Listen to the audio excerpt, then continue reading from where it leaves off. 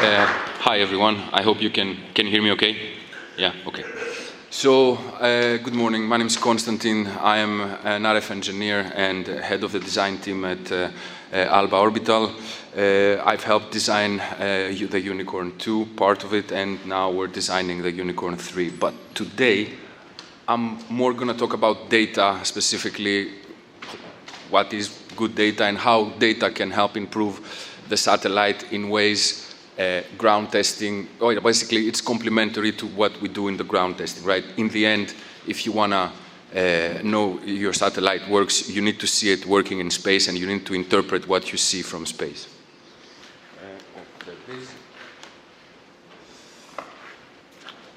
Is it working?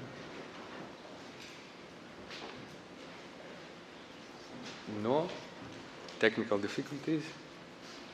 There we go. Right. So a couple of very brief topo about Alba Orbital, who we are. If you don't know it already, basically we it was founded in Glasgow, in Scotland, Glasgow in 2012. We are a world-leading, excuse me, a pocket cube company. We've deployed a lot of pocket cubes, and basically our mission is to democratize access to space, make it so that everyone who wants to deal with space, wants to play with space. We're ultimately a launch provider, which means if you have a satellite, you can come to us and we can fly it for you. We are also a satellite platform manufacturer, which means if you have a payload, we can integrate it to our satellite and fly it. And we're also doing licensing. We're also doing acquisition of data through the ground station. So basically, we're doing the whole 9 yards. So today, as I said, I don't want to focus on launch providing. I don't want to break down the technical characteristics of the satellite, those things.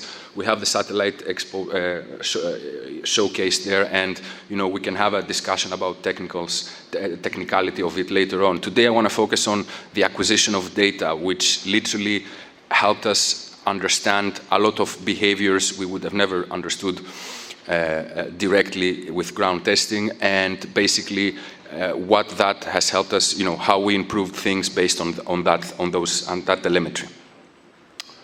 So, in order to deal with this subject, basically, I'm going to briefly talk about how many unicorns, like our own satellites, are up in space, and then basically I'm going to talk about the data we've acquired, what we have learned from it, what we have corrected, and most importantly, how to get a lot of data fast.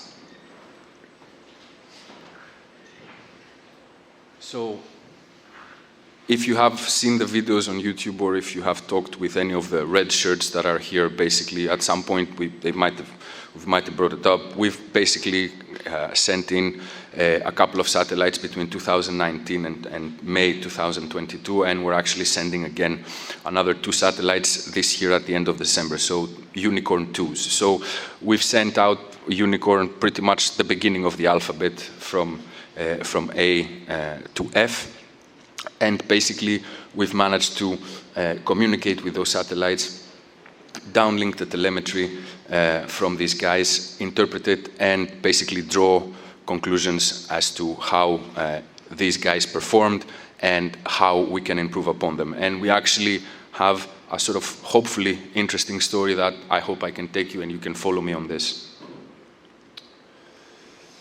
So, how data helps. If we look at this graph here, you can either say, right, this is a set of data points or potentially Christmas tree lights. So I'm going to try to break this down a bit. Basically, the first file you see on the top is literally numbers from telemetry we have downlinked. If you have a satellite in space, you know what I'm talking about. These are endless Excel files with telemetry on everything, on the voltages, on temperatures, on anything you want and can have on that satellite. And basically, you turn it into a graph like we do here. This is not a surprise. Now, what is this graph? Basically, this is a voltage variation over time. It's basically how the battery voltage aboard one of the satellites. So I'm going to give you an example of one of the satellites. Otherwise, we'll be here all day. So basically, the unicorn, this is basically the battery voltage variation through time of unicorn 2D. Now, you have a couple of things that stand out here. First is there are a couple of data point sets from the 16th of March to the 19th of June, 3 months. That was enough to show things here on the graph. I could have added a lot more, but basically all you would have is a stain of dots there, and we would not be able to have this discussion the way I wanted. This presentation, excuse me. The second thing that you need to see there is that on the right side, there is a dot by itself. This is not a voltage, this is just a time. This is basically how long the orbit period of our satellite is. It's about 95 minutes. And this is a graph that deals with voltages. There should be currents as well. I'm not showing it here for the sake of clarity, but if you have ever designed a power system, then you know that you need to make sure that you have enough voltage until the end of your period, whatever that means. In this case, it means, for our satellite, it means we need to have enough voltage, we need to have enough power for at least one orbit. If you look at this, so what that means is that these data sets that form curves, basically, should be way closer to that orange point. So if this is voltage, and this is voltage, basically we can see here that we have a bit of a power issue. There is too much power being consumed by the satellite, more than it can generate, and we need to understand why. So just by looking at the voltage drop, basically we see that the voltage variation drops down below a certain threshold that we have set way before the orbit finishes. And this is not because we told the satellite, okay, now you can stop and wait until you do your orbit and you restart. We actually had planned for this guy to do some things, some actions towards the end of the, towards when it approaches when it almost completes its period, but basically it's not. So it's clear that, well, we have big power problems. That thing cropped, it's supposed to be an empty battery, basically. So this is a bit obscure the way it is, so I'm just going to take this graph, magnify it, change it from data points to actual curves so that you can actually see what I'm talking about. So basically, the first data set I'm showing there is on the 16th of March of 2022. And basically, we have, so that is for Unicorn 2D again, and we do have telemetry from beforehand, but basically it's around that period where we actually started to understand through this telemetry that, okay, we can say with confidence that we have actually a big power problem. So what do we need to do for that? So,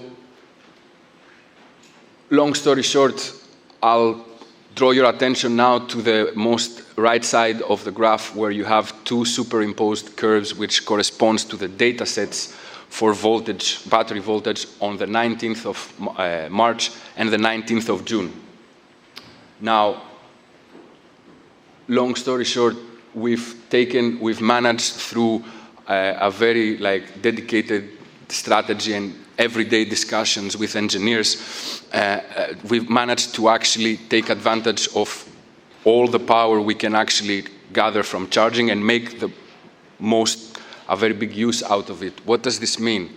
We've actually managed to reduce the power consumption of the satellite to a point where we can actually very close to downloading a picture from these satellites. So how did we do this? Well, I have a little image in between there which I think shows exactly this strategy and what we did. So literally, the strategy we used was, okay, we have the telemetry.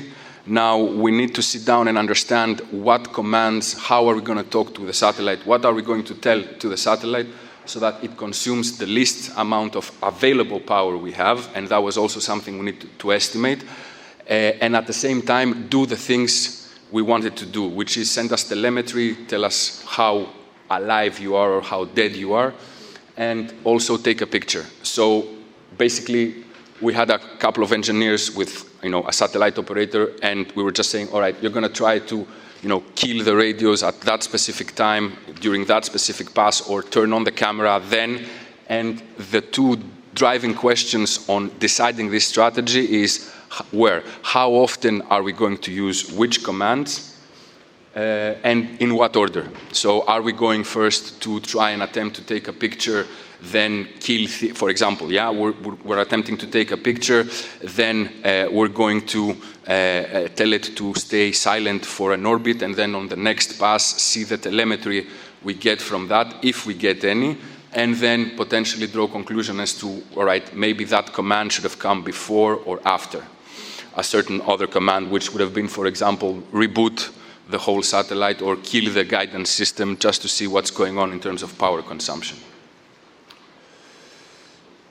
Basically, we did this so much that after a while we were capable to actually see on these data sets, like, okay, for example, on the data set of the 16th of March, we know that the voltage dip that I shown there corresponds to the camera turning on.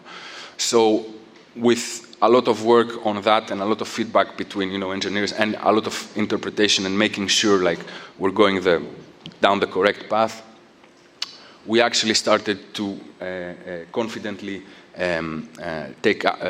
have profiles of the behavior of our satellite in terms of power. So here I'm showing you, so in red you have a voltage curve, and in blue you have like the current curve. So basically this is a simulation. This is what our system is supposed to do from alpha to omega, where on the left, at the beginning of this time, you are actually booting the satellite, and you end up with taking a picture and turning the radio on to transmit that picture down to Earth. And basically you're looking at your current consumption and you're looking at your voltage thresholds, and we know we're supposed to have it in such a way so that if the voltage were to drop below about 7.6 volts, then the satellite would have to reboot because it wouldn't have enough power. So clearly our simulation shows that this satellite should behave in such a way that it doesn't reboot, because the voltage in this case doesn't drop below 7.5 volts. Now if you take this graph and you actually compare it to telemetry that we have, so on the left, it's the simulation that I previously shown. So again, on the left, red is voltage, blue is current, and on the right, this is one of the telemetry beacons, of the telemetry data sets we got from the 6th of June. On top, I'm sorry about the colors, like the blue is voltage and orange is current, but basically what I want you to see here is that our voltage is already below 7.5. This is in millivolts, by the way, and on the left is on voltage. I should have changed that. So the voltage is already below 7.5 volts. So it's clear that we're having power problems, and we need to understand why. And basically, we know these graphs so well that we can actually say with a telemetry, okay, basically that's when we take a picture, that's when the radio goes on, and with that amount of current consumed, we can see a voltage drop that we weren't supposed to see. And that tells us with certainty, right, there is a big issue here. So we will need to find out why. So we looked a bit at different things. We looked at maybe we have a problem with temperature, actually, like Stefano was saying, something might have burned or frozen and something like that. So we looked at telemetry, at thermal telemetry as I like to call it, and basically we've had consistent results, repeated results on this, where basically from month to month we look at what the temperature sensors are giving us, and basically on average we are between -8 and 45 degrees within an orbit. So that shouldn't be where the problem comes from. We tried blaming it on thermals. It's not thermals, it's something else.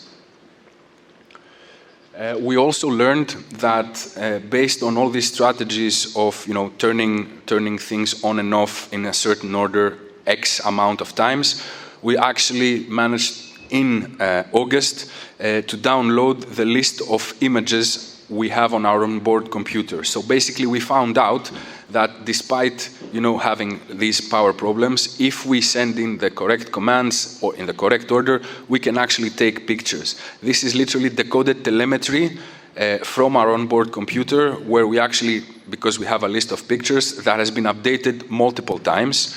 So we have like an Alba logo, just so we know we have a correct picture in there, for example. And then we take, the pictures that we're going to get. If you're going to ask me, with what confidence do you think that you're going to get pictures of the Earth? I say right now, I can't answer that because of these first power problems. So we know we have taken images. They should be images of the Earth with correct pointing, but that remains to be seen. So in the end, right, I can go on and on about these graphs, and I can actually, I'm going to tell you like this. The problem we've been facing lies with our guidance system, where basically it's not pointing at the sun correctly. It knows it's not pointing at the sun correctly. It tries to correct itself, but because there is too much effort there, too much effort in the reaction wheels, there's too much current drawn. So we're in a bit of a vicious circle there, because we are not pointing as much as we should towards the sun. And when we try, so that makes us run out of power. And when we do try to point towards the sun, that makes us run out of power. So it's a bit of a vicious circle that we need to get out of. And this we have learned based on mostly this 3-month telemetry. Like, we have telemetry pretty much until October, where our ground station in Germany broke down and we need to go and fix it. But right now, we have to deal with other stuff as well. So it's a very, iterative step. Now, I can show you graphs about ADCS, but I'm not, because I don't want to go into magnet torquers and breakdown of graphs like this, because again, we would be here for a whole day. So what have we learned, basically? We've learned through this telemetry that we have thermostability, that we've taken pictures, but we have excessive power consumption. And also the sun pointing of our guidance system is not optimal. We do stabilize fine, we do the detumbling phase fine, but the sun pointing remains a problem. So long story short, satellites are charging-ish. And we have a picture, but we can't download it, right? So if we've learned things, we need to correct things. So what have we corrected? We've actually implemented low power mode scenarios in the satellites that we've launched in May. And we've also made a more robust ADCS sun pointing system, which unfortunately we didn't have time to implement it for the May flight, because we wanted to make sure it was robust. And I would love to show you a video, but my time is running out. So I have the video with me, so we can do that around the discussion later if you're curious to see how our sun pointing system works right now. It's actually quite robust.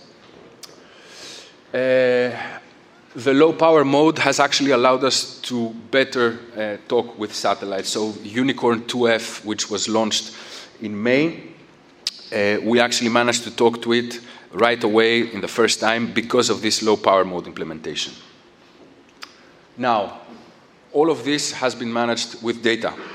Data we acquire fast, more data that we want to acquire fast. More data acquired faster means simply better and more knowledge on the satellite, and therefore how to improve it. Now, we have a ground station, which I'm not going to go into the technical aspects of it. I just want to talk about automation, because basically that's the main reason, that's the main need, that's the main tool that will allow you to get more and more data. Now, automation.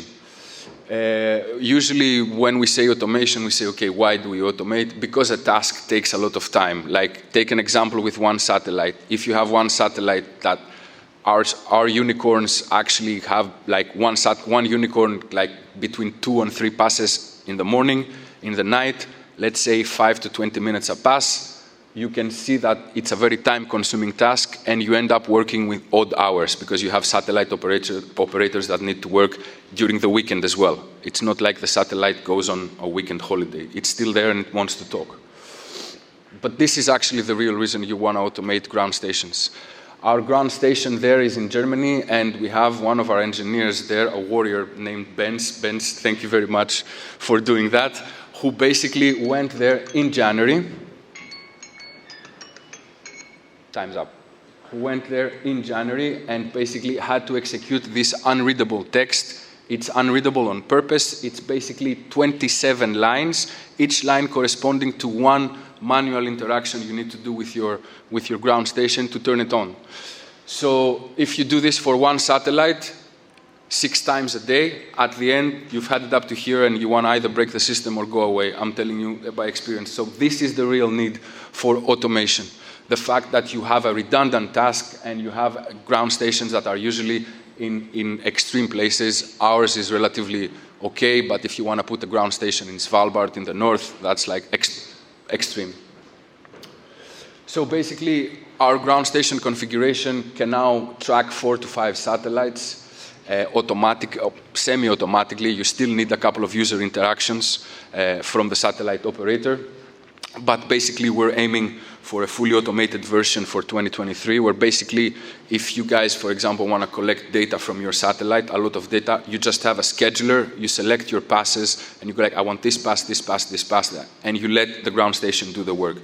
The only actual work you have to do is, if you have your own radios and you don't want SDRs and you want to use your own radios for receiving the telemetry, just switch those. It's a plug and play. So basically, the importance of data is, well, I don't need to say it. It's vital, because that's the way you're going to know how your satellite behaves up there. And the faster you get them, and the more you get, the better. That means it will allow you to improve things a lot faster and have fewer iterations. Thank you very much.